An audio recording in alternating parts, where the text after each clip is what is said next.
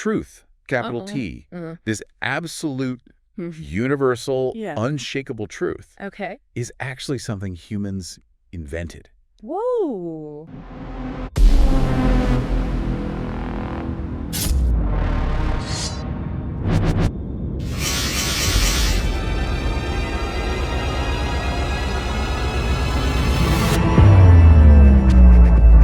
Welcome to Deep Dive Podcast, where false assumptions are kindly and utterly destroyed. Have you ever, really sat down and thought about what truth actually means? I mean, we use the word all the time, right? Yeah, you do. But do we, actually get it? Yeah.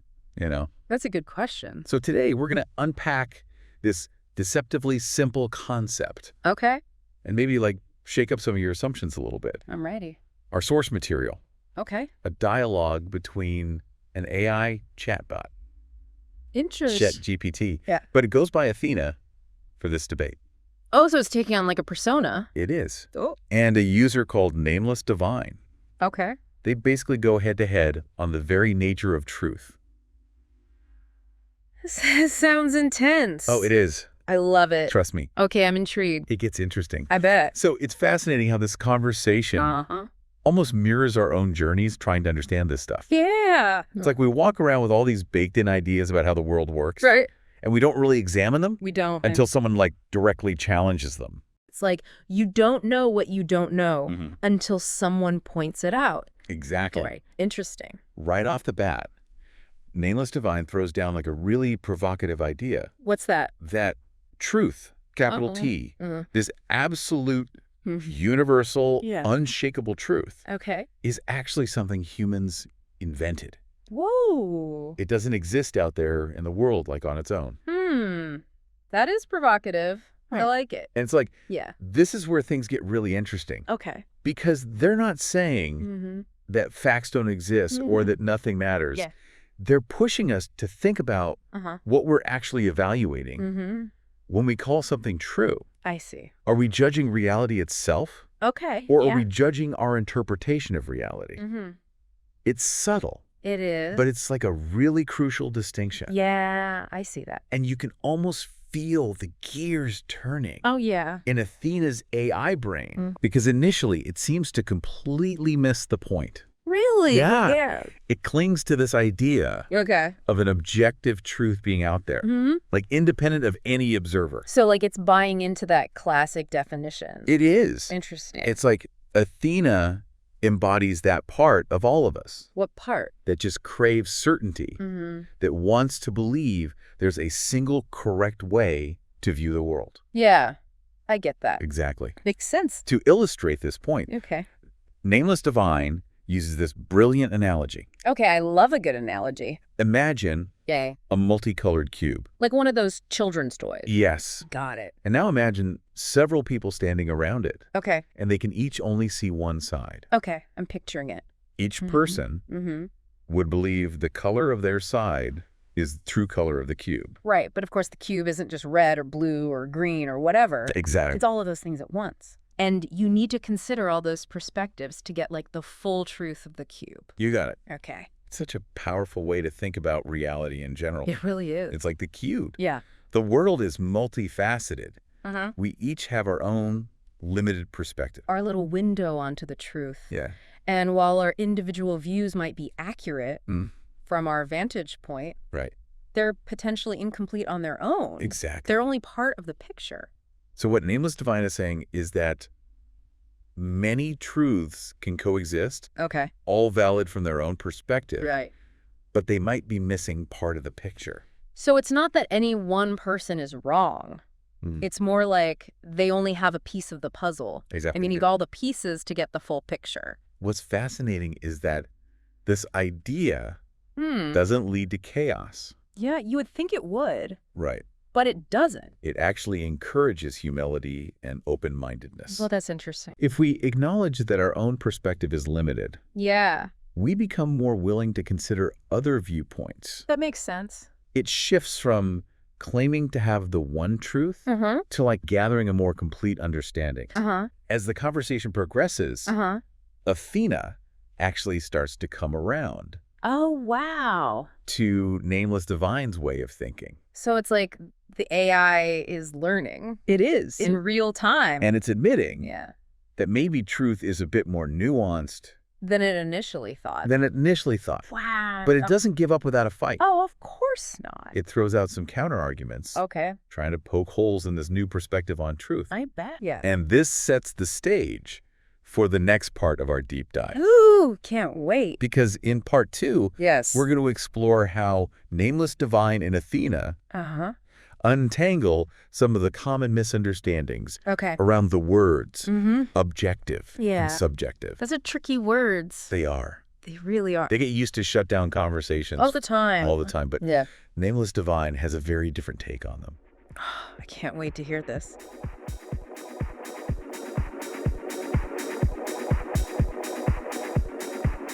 Welcome back to our deep dive. Into the nature of truth. Last time we started exploring how the idea of a singular absolute truth might be more about us than like reality itself. Yeah.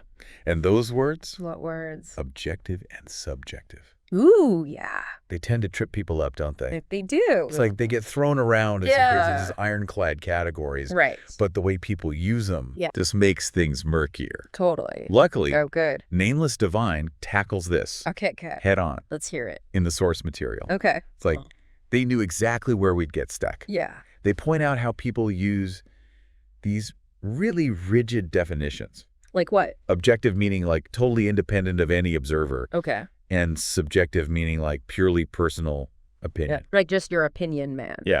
Oh, The wait. problem with those definitions What's wrong with them? is that it creates this false dichotomy. How so? Because if everything we know is filtered through our own perceptions, Okay. then doesn't that make everything subjective? Yeah, I see what you mean. Like an intellectual dead end. Right, because then you can't really say anything is truly objective. Exactly. So how do we break out of that? Well, Nameless Divine gives us this simple example. Okay. The statement, there is a bird, Okay. is that objective or subjective? Well, using those old definitions, Yeah. you might think it's subjective because it takes a person to see the bird and to say that. And to say that, but I think I see where this is going. Nameless Divine says that's not the right way to think about it. Okay, so what's the right way? The real question is, Uh-huh. could other people check if that statement is accurate? Oh, okay. Could they look where the speaker is pointing and also see a bird? I mean, in this case, yeah, probably. So even though it's one person making the observation, Right. the statement itself is about something in the shared observable world. Okay, so it's about something real. Yes. That's what makes it objective, Yeah, at least in that context. exactly. Interesting. It's not about whether this statement is universally true for all time. Right, because the bird could fly away. Exactly. Oh. It's about whether it refers to something that multiple people could potentially confirm.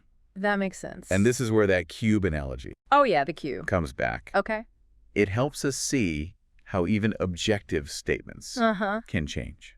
Okay. Depending on perspective. How so? There's a bird is only true Right. as long as the bird stays put. Yeah, if it flies behind the cube, Exactly. then the statement isn't accurate anymore. Even if it was a minute ago. Right, even though nothing about the statement itself changed. Yeah. Just the position of the bird.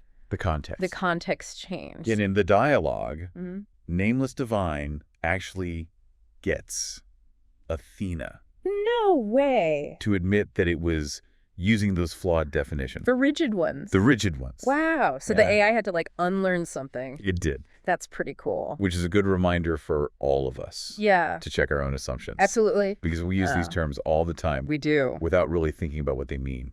Yeah, good point. So we've got a slightly clearer picture Okay. of what objective means Yeah. in this framework. What about subjective? Ooh, good question. Where does that fit in? Yeah, where does it?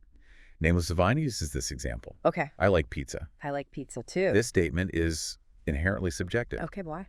Because it's not about something that we can observe out there in the world. It's about a feeling. It's a preference. A preference. Got it. And other people can know that you said you like pizza, Right. but they can't actually experience that liking. Yeah, they can't know what it's like for you to like pizza. Exactly. They can't verify it. So, Both objective and subjective statements can be true or false. Okay. But the key difference is what the statement is actually about. So is it about something in the shared world? Or is it about someone's internal experience? Exactly. That's the distinction. This brings us back to the central point. What's that? Truth is always a characteristic of the statement itself. Okay. It's the relationship between the statement and what's being observed. It's not about some grand absolute truth. Right. It's about how well our statements align with our perceptions of reality. That's the not nameless divine is helping us untie. Yeah. And once you see it, you can't unsee it. It's hard to unsee it. And this framework, instead of shutting down debate, it actually opens up more productive ways to communicate. Oh, interesting. Tell me more. I think the key is acknowledging that our perspective is just one piece of a much larger puzzle. Okay. Instead of digging in our heels and insisting on our version of the truth. We have to be open. We become more open to hearing how others see things. Exactly. It's about shifting from trying to win an argument to genuinely trying to understand. It's a big shift. It is. So it's less about proving someone wrong and more about learning from their perspective. Imagine if instead of saying, you're wrong, the cube is clearly blue. We said, okay, you see the cube as green from your angle. Yeah. Can you tell me more about what you're seeing? Wow, that changes everything. It does. It's not an attack anymore. It becomes a conversation. A collaboration. Yeah. That's amazing. And the goal is no longer to prove someone wrong, but to gather more information. Okay. To see more sides of that cube. That multicolored cube. And the multicolored cube we call reality. I like that. It becomes this collaborative process of building a more complete picture. Instead of claiming to have the truth, we're working together to get closer to it. And this doesn't mean we'll always agree. Right. Or that everyone will see things the same way. People will always have different opinions. Of course. And different interpretations. But by acknowledging that our viewpoints are subjective, we create space. For dialogue. For curiosity. For the possibility of changing our minds. I love that. It doesn't shut down the debate. It just makes it... It makes it more meaningful. Very meaningful, Instead of arguing about who has the capital T truth, we're sharing observations. And interpretations. Working towards something more complete. Together. It's a more humble approach. It is. But one that aligns better Yeah. with how we actually live in the world. We're constantly gathering new information. Yes. Updating our understanding. Revising our maps of reality. Based on new perspectives. That's such a great point. It is. This whole deep dive Yeah. has really just been a starting point. A nudge in the right direction. To rethink some of our assumptions. About what it means to be right. Or to know the truth. So what stands out to you? What do you think? How does this new perspective on truth resonate with you? Does it change how you approach disagreements or debates? Does it make seeking common ground feel impossible? Or does it highlight the importance of understanding different viewpoints? We'd love to hear your thoughts. Keep questioning, keep exploring. And keep diving deep. Until next time.